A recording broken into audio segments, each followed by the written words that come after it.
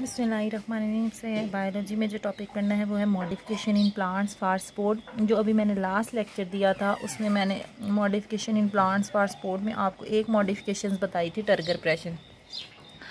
अब अगेन इसको रिपीट कर लेते हैं और अपने उस लेक्चर को हम कंटिन्यू करते हैं। टर्गर प्रेशर का मैंने आपको बताया था कि प्लांट्स के जो सेल होता है, सेल का एक इम्पॉर्टेंट ऑर्गेनली होता है जिसे हम कहते हैं वैक्यूल। ये तो प्लांट्स के वैक्यूल में जो पानी है वो जाता है ऑस्मोसिस के ज़रिए। ऑस्मोसिस के ज़रिए प्लांट्स में जो वैक्यूल में पानी जाता है तो वैक्यूल क्या करता है, टर्जिड हो जाता है। टर्जिड मतलब कि वो फूल जाता है। जैसे आप किसी गुब्बारे में पानी भरते हैं ना तो वो फूल जाता है, इसी तरह ये टर्जिड हो जाता है। इसे हम कहते हैं टर्जिड प्रेशर। और ये टर्जिड प्रेशर किस वजह से होता है? हाइड्रोस्टैटिक प्रेशर की वजह से होता है। हाइड्रोस्टैटिक प्रेशर आपके पास क्या है? हाइड्रोस्टैटिक प्रेशर आपके पास पानी का प्रेशर है।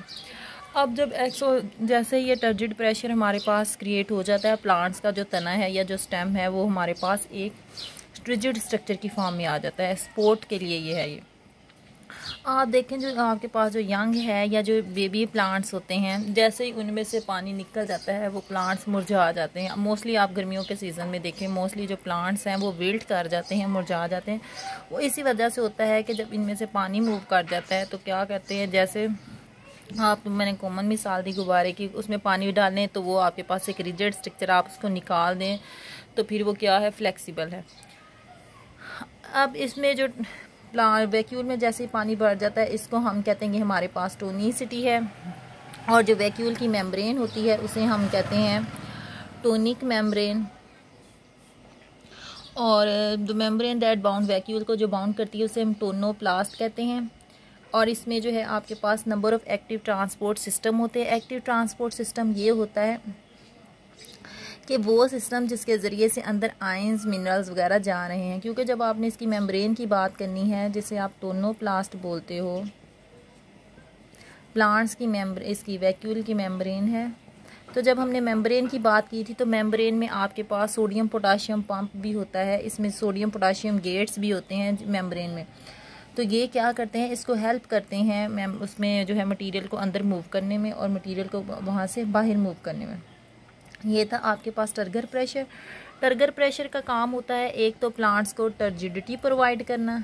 टर्जिडिटी मतलब सख्तपन या सपोर्ट है। सेकंड उसको जो है वो मैकेनिकल सपोर्ट प्रोवाइड करना।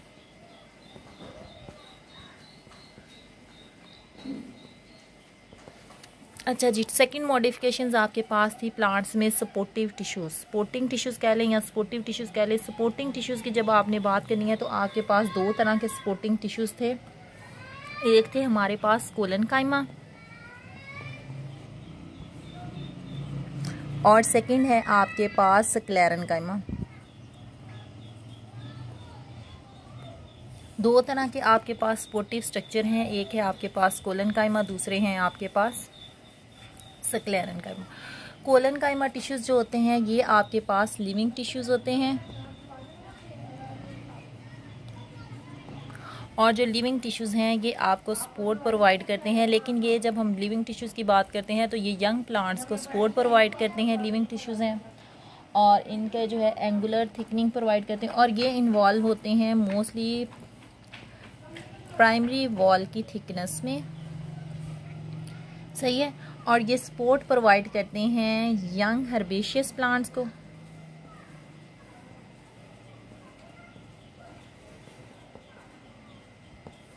सही है। स्टेम और लीव्स में भी ये प्रेजेंट होते हैं, यंग स्टेम में भी प्रेजेंट होते हैं। सेकंड है आपके पास स्क्लेरेनकाइमा की टाइप्स। स्क्लेरेनकाइमा आपके पास होते हैं non living tissues.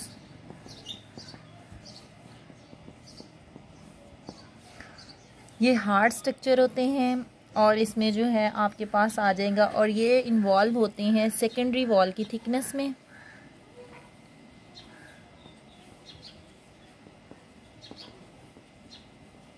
Secondary wall thickness की मिसाल आप ये ले लेते हो। सेकेंडरी वॉल ये होती है जो प्लांट्स की मोटाई में इजाफा कर दी। यहाँ पे हमने प्राइमरी वॉल का बोला। प्राइमरी वॉल जो होती है वो प्लांट्स की लेंथ में इजाफा करती है। और जो सेकेंडरी वॉल है ये प्लांट्स की गिर्थ में इजाफा करती है। गिर्थ होता है प्लांट्स की मोटाई में इजाफा करती है। जैसे जैसे तना जो है वो साइज़ में बढ़ता जाएगा, मोटा होता जाएगा, मतलब उसमें सेकेंडरी वॉल जो है वो बढ़ती जाएगी। थर्ड प्लांट्स में जो मॉडिफिकेशंस हैं वो है आपके पास वास्कुलर बंडल्स। अब जब आपने वास्कुलर बंडल्स की बात करनी है तो वास्कुलर बंडल्स में आपके पास आ जाता है जाइलम एंड फ्लोएम। जाइलम जो होते हैं प्लांट्स में, जब आपने स्टेम की बात करनी है तो इसमें जाइलम भी होता है और इसमें फ्लोएम भी होता है। जाइलम आपके पास वो कंडक्टिंग टिश्यूज़ होते हैं। अच्छा जी, वास्कुलर बंडल्स में आपके पास है जाइलम और फ्लोएम। जाइलम कंडक्टिंग टिश्यूज़ होते हैं,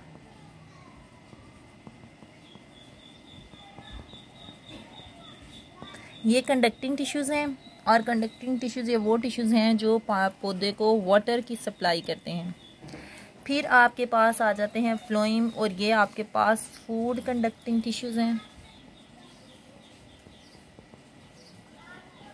फूड कंडक्टिंग टिश्यूज़ मतलब फूड जिसमें स्टोरेज होती है आपके पास, ये है। अब ये जो स्ट्रक्चर जो है ये भी प्लांट्स को जो है वो सपोर्ट प्रोवाइड करते हैं, स्टेम को जो है वो रिजिडिटी प्रोवाइड करते हैं। ये था अब आपके पास topics modification in plants for support. फिर आपके पास एक चौथी मॉडिफिकेशंस हैं, वो है आपके पास बंडल कैप।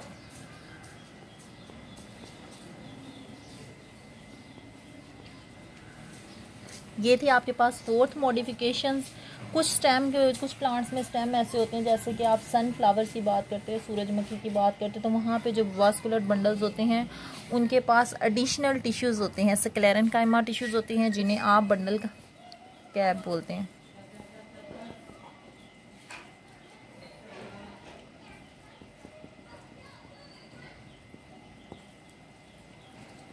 ये थी अब आपके पास modification in plants for support.